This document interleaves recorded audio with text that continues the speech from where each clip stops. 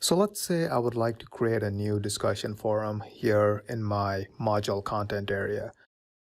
So I already have an existing discussion forum, but I would like to create another one.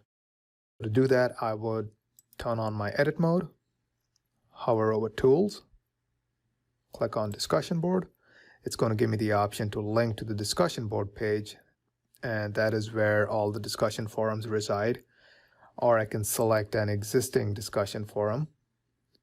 But since I want to create a new forum, I will click the new forum button and I will give it a name. Let's call this one introductions.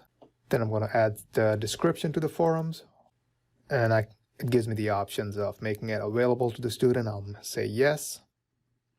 Here are some forum settings. I'm going to say participants must create a thread in order to view other threads. I'm going to give it points. Let's give this 10 points. And I have the options of adding a rubrics or not. And once I'm done, I'm going to hit submit. So now that I've created an introductions discussion forums, which is this one, I'm going to create a link to this new forum in my module content area. So I'm just going to leave it here. I'm going to say next. And then I'm going to add a description for this link over here. Once I'm done, I'll hit submit. As you can see, I've created a link to the introductions discussion forums.